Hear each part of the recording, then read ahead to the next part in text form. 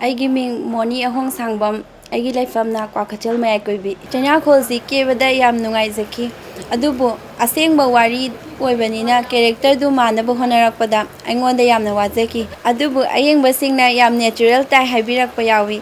ꯑꯗꯨꯗꯅꯤ ꯑꯩꯅ ꯈ꯭ꯋꯥꯏꯗꯒꯤ ꯅꯨꯡꯉꯥꯏꯖꯈꯤꯕ ꯆꯩꯅꯥꯈꯣꯜꯒꯤ ꯏꯟꯊꯣꯛꯂꯕꯤ ꯍꯥꯏꯕ ꯁꯦꯔꯦꯜꯗꯨꯗ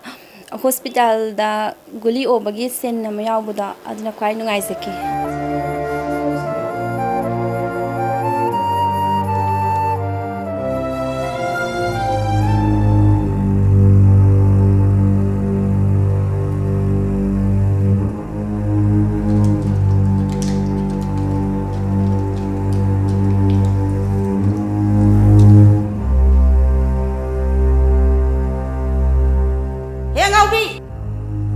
ꯑꯉꯥꯎꯕꯤꯁꯤꯗꯤꯅꯦ ꯌꯨꯝꯁꯤꯗ ꯂꯩꯒꯗꯕ ꯅꯠꯇꯦ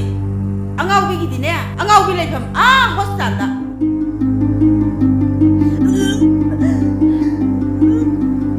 ꯀꯩꯅꯣꯝ ꯇꯧꯈ꯭ꯔꯦ ꯄꯦꯁꯦꯟꯁꯦ ꯀꯩꯗꯧꯔꯦ ꯀꯩꯗꯧꯔꯦ ꯃꯥ ꯑꯣꯔꯤꯁꯤ ꯄꯥꯇ꯭ꯔ ꯑꯝꯇ ꯄꯨꯊꯣꯔꯛꯎꯅꯦ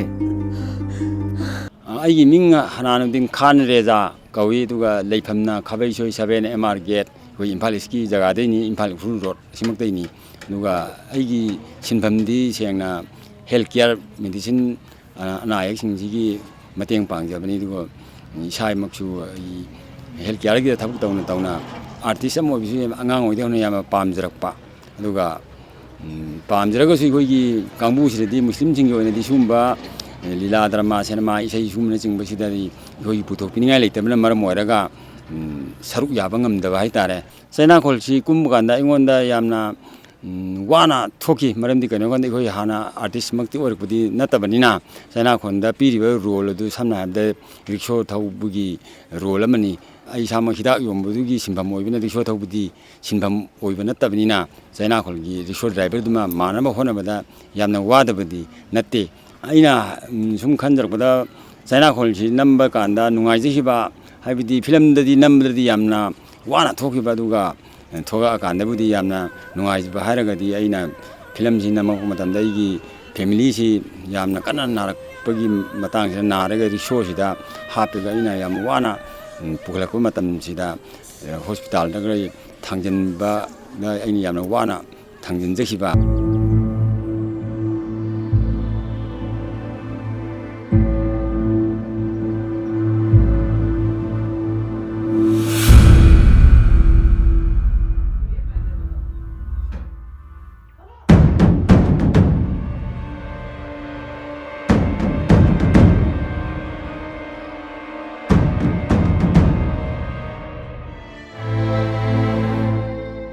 खरा सीरियस ओरे हिदाक तो खितंग थुना पुबिरो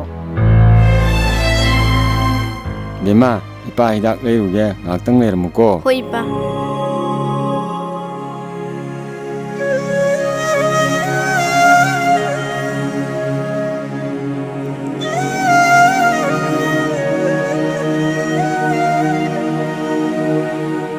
ꯕꯣꯝ ꯕ꯭ꯂꯥꯁꯀꯤ ꯐꯤꯂꯝꯁꯤ ꯅꯝꯕ ꯀꯥꯟꯗ ꯈ꯭ꯋꯥꯏꯗꯒꯤ ꯋꯥꯈꯤꯕ ꯃꯇꯥꯡ ꯑꯃ ꯍꯥꯏꯖꯔꯒꯗꯤ ꯇꯁꯦꯡꯅ ꯑꯩꯈꯣꯏꯒꯤ ꯁ꯭ꯄꯣꯔꯠ ꯗꯥꯏꯔꯦꯛ ꯀꯩꯅꯣꯗ ꯑꯩꯈꯣꯏꯒꯤ ꯁꯉꯥꯏ ꯐꯦꯁꯇꯤꯚꯦꯜ ꯇꯧꯔꯤꯕ ꯃꯐꯝ ꯑꯗꯨꯃꯛꯇꯗ ꯅꯝꯕꯅꯤꯅ ꯑꯩꯈꯣꯏ ꯁꯉꯥꯏ ꯐꯦꯁꯇꯤꯚꯦꯜꯒꯤ ꯖꯒꯥꯁꯤꯗꯤ ꯁꯦꯀ꯭ꯌꯨꯔꯤꯇꯤꯅ ꯑꯗꯨꯛꯀꯤ ꯃꯇꯤꯛ ꯌꯥꯝꯅ ꯆꯦꯛꯁꯤꯟ ꯊꯧꯔꯥꯡ ꯂꯧꯈꯠꯂꯒ ꯂꯩꯕꯅ ꯃꯔꯝ ꯑꯣꯏꯔꯒ ꯆꯪꯕ ꯌꯥꯗꯕ ꯑꯗꯨꯒꯨꯝꯕ ꯖꯒꯥ ꯑꯃ ꯑꯣꯏ ꯃꯔꯛꯇꯨꯗ ꯆꯪꯁꯤꯜꯂꯒ ꯑꯩꯈꯣꯏ ꯐꯤꯂꯝ ꯑꯁꯤ ꯅꯝꯃꯒ ꯃꯄꯨꯡ ꯐꯥꯅ ꯍꯣꯠꯅꯖꯔꯛꯄꯅꯤ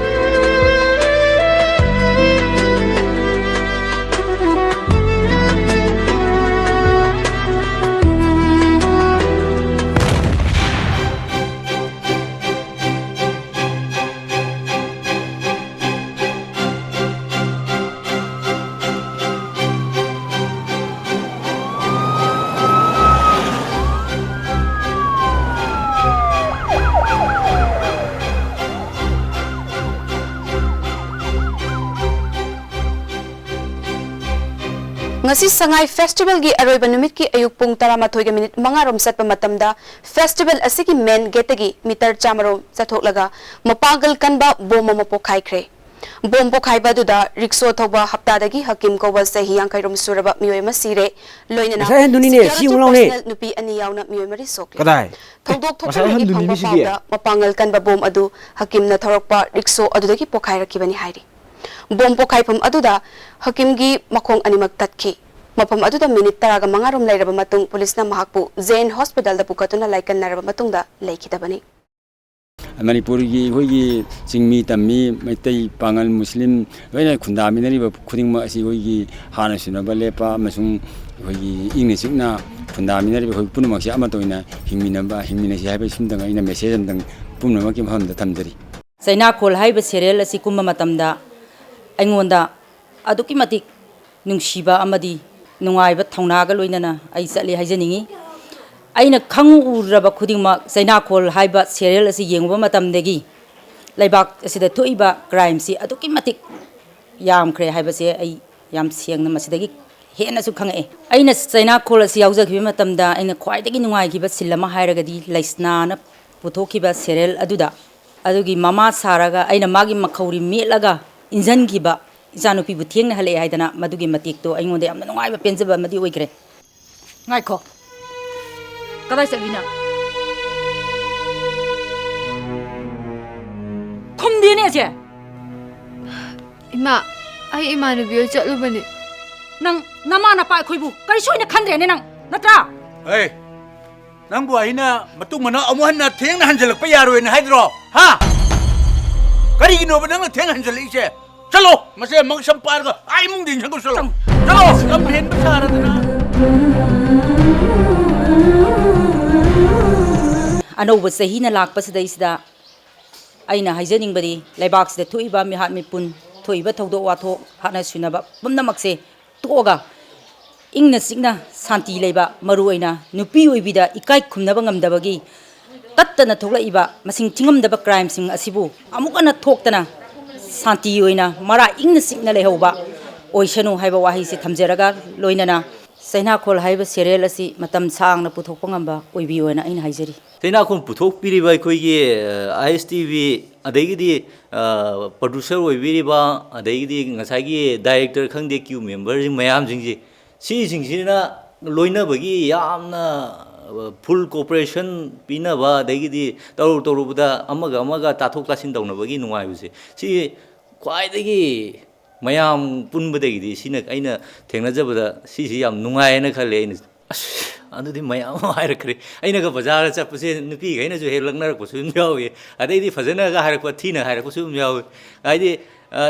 masaga jiga kaina thina ga hek charakpa sum yawi aina nungai ba sinji oi masi hairaga mayam kanom kha aina rep torom dai gi ngasagi nupi je pusalakpai gari dagi chingdarakpagi pusanbagi matang je Tobra! Kiki tobda tobra ne! Lao, hey, chungune! Lam mi lo pon ong le. Hey, masi chum chingdiru orga. Chingdiru orme. Chunguna na. Hey! NP! Na pidol to. Hey, na pidol to. Kuino, mana murung mo sori siwo. Hey! Pidol to. Lo to. Nakta din choi na ngani. Kaptra har ni. 샤란 정비로네 정우! 힙통네! 생나 머니푸르다 토이바 타싱바 와리다 쮸팜 모이바 시군보 와리싱시다 마얌시나 아이앵바 마얌나 ngasagi tasengna wakil loksing sidagi kadang lokthokpiraga achumbodo tawrakani haji aigi chu asani duga kuina tawbiba su oibiu haina ai haje isori mafamda khurumjaraga ai masi tension ne khumuk sam sandia ai kompal chingambam lekai degi Cheinakhol asi kumnanabagi script rakpada ai isana pabada script adu pabada ai aingonda yam nungai ta poksagi haibadi asengba waide yumpham oibanina mi do manana bhonabada ai yamna awaba moiki adubu ai angamba level da hona jakibani kumleba ai phauda asuk Cheina power sinadi asengba thokpa misak tudadi kayamu yamna waramgani habado ai ta singna nungai jadi aina Cheinakhol ji kumluba matungda imane bijinga thengnabada dialogue aduda yauriba dialogue aina ngangwa dialogue ado imane bijingna ga tawsalakpa almai yawe ado ahal manjingna jo vmasi Cheinakhol da kumbadura khoppadura kana yawbadura kana admai ga hangbire yam nungai je admai na yengaga aibu khangbibudo yam nungai je Cheinakhol da aina khwaidigi pamjaba matangdi intokla bi hariba episode asida aina tatumba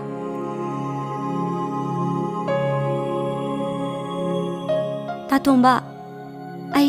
तामनीदो थिरकपा याम कुइरबनी अदु तातोंबा आई मागमद उनहनबियुबा इबेसना आई सुनोइनी पाउ लोइ तारे याम नंगाइते नंगी मतेंगसु याम पांगनिंगी अदुबु नखोइनी उनमबदि आई ngमरो होय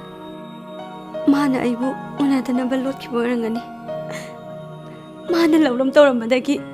ngasidi angaubi yam leitrabi amagumna khoisa satuna delibane ai mabu amtang di unaduna wari sanabadi pame मधु इथोलरोइ बेसना मागी वखन तादो मादी मपाना मफम अमदा लैतम थाखरे ऐंगोना फावबो खंगलमदे तातोबा आयो वारे आई करी तौगदमनो खंगरे अदु तातोबा करिगुंबा माबु थेंगनरबदि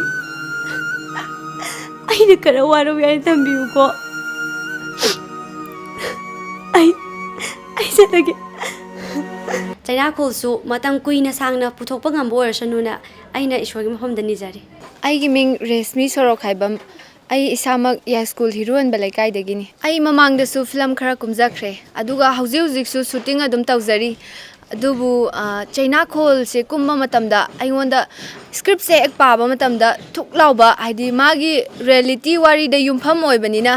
आइना तौरकांदा मालोइद्रा का हाइबगुंबा मीदि असेंगबा वारी द थोखिबनिना मंगोंदा नुंगाइतबा फाउबखिबा मयामदो आइगोंदासु फाउनबा चिंगछलगा होनजखि दुगा मसीजे कुम्बा मतमदा इसादा अदि याम नुंगाइतबा फीलिंग मयाम अमा फाउबदो आइगोंदा दुम फाउवे खंजरगा आई इसामकनि खलगा कुमजखि आइना चैनाखोलगी एक तौजबसिदा ख्वाइदगी नुंगाइजखिबा सिन हारगदी आई इसामक लेस्ना हाइरिबा कैरेक्टर सिदा कुमी अदुगा ngसाइगी नुपा सिगा उनरुरबा मतुंग सिदा इमुंगदा हलकपै सिनजे सिदा ममा मपाना थेंगनारकान सिदा फुदरे अदे मागी नुपीसिना इखौं खंगौदना फोन अम लाकपा हेलो हेलो सिबु तोंबगी नंबर नतब्रो हा तोंबा कौबुदी लेते रोंग नंबर ओइरमनिये सी नंबर सिबु बोजौगदी खंगनाबिब्रो खंगे ताबोजौगी इनमरा औ माने नंबु बोजौगा नुंसिने हाइबा नुपीदुरो माने अखोय बोजौदो होजिपो हंजिलक्त्रे अदुदा नंगा पुनब्राना हंगेना तौबनिदा आइगदी पुंदिये मादी ngarang थबक सुबु चकनी ना उखरुल चटखिबने इनमा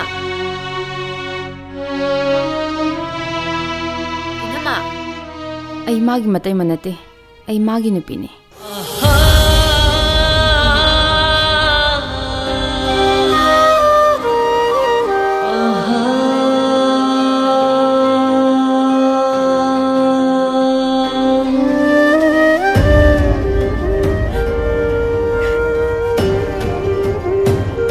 मसीना आइगी ख्वाइ नुंगाइजबा सिन आइना चैनाखोल से कुमजरबा मतुंग सिदा ngसाइगी ISTV दा मीना येंगबिबा मयामसिना चैनाखोल हाइसिबु रियलिटी ने दि हाइ मसी असेंगबरा काइना हंगकपा यावे आई नोगा दुम खुमे असेंगबने असेंगबा थोखिबा वारी ngaतने अदुम मथंगसु दुम येंगबियो एपिसोड 9 ना दुम लाकपनी साइना दुम खुमजरम